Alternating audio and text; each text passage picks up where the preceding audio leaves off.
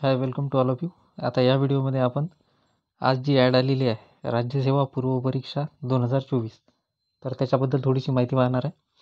तर पहा, महाराष्ट्र राज्यपत्रित नागरी सेवा संयुक्त पूर्व परीक्षा म्हणजेच आपण त्याला राज्यसेवा असं म्हणतो. MPSCच्या अंतर्गत ही एक्झाम असते.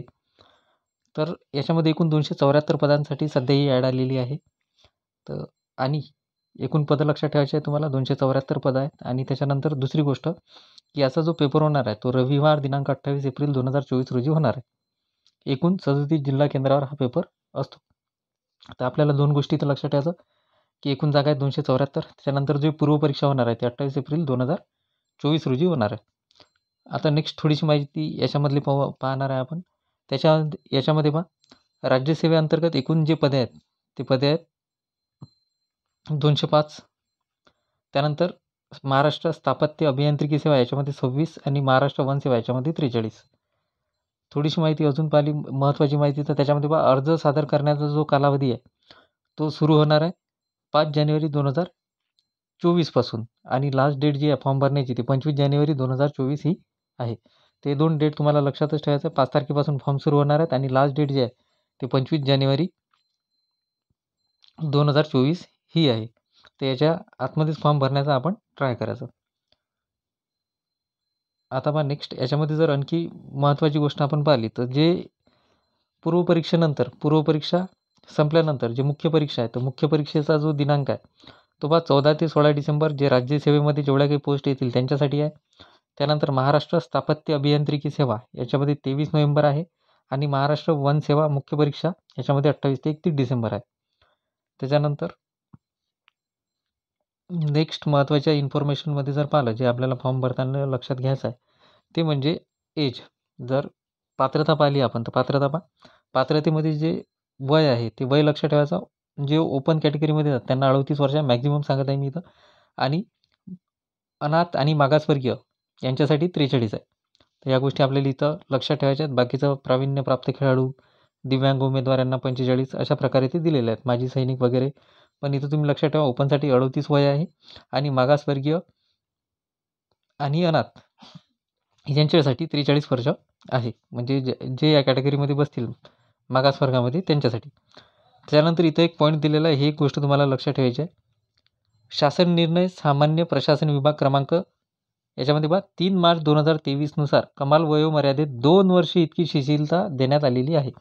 तर तुमचे 43 तर वय आहेच, पण त्याच्यामध्ये 2 वर्ष तुम्ही ॲड करा प्लस, म्हणजे ते होईल 45. इथं 38 आहे, ते याच्यामध्ये 2 वर्ष ॲड करा म्हणजे ते होईल 40. तर अशा प्रकारे तुम्हाला लक्षात ठेवायचं आहे. 2 वर्ष करोनामुळे ते आहे.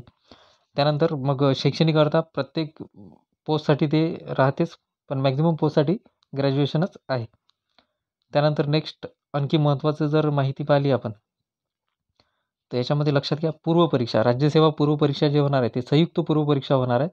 याच्यामध्ये जे तिन्ही गोष्टी आहेत, एक राज्यसेवा, त्यानंतर महाराष्ट्र स्थापत्य अभियांत्रिकी सेवा आणि महाराष्ट्र वन सेवा, ते या तिन्ही याची मिळून एकच संयुक्त पूर्व परीक्षा होणार आहे. आणि जी 400 गुणाची राहील. किती? 400 गुणाची राहणार आहे, ज्याच्यामध्ये पेपर 1 आणि पेपर 2. पेपर 1 जो असतो आपला तो असतो GSचा आणि पेपर 2 जो असतो तो CSATचा असतो. पेपर 1मध्ये 100 क्वेश्चन 200 मार्क आणि पेपर 2मध्ये सुद्धा 100 क्वेश्चन 200 मार्क. म्हणजे पेपर 1चे 200 आणि पेपर 2चे 200 असे मिळून जे पूर्व परीक्षा असते ती 400 गुणाची असते. राज्यसेवेची मुख्य परीक्षा 800 गुणाची आणि मुलाखतीचे 100 गुण. महाराष्ट्र स्थापत्य अभियांत्रिकी याची जी मुख्य परीक्षा आहे ती 400 गुणाची आणि मुलाखतीचे गुण 50. महाराष्ट्र वनसेवा परीक्षा मुख्य परीक्षेचे गुण जे आहेत ते 400 आणि मुलाखतीचे गुण याच्यामध्ये 50 आहेत.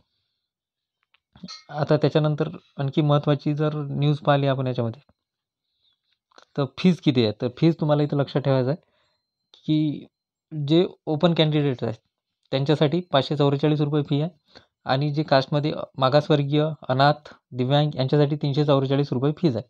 तर इथं 544 रुपये ओपनसाठी आणि कास्टमध्ये जे असतात मागासवर्गीय, अनाथ, तर त्यांच्यासाठी 344 रुपये फीज आहे.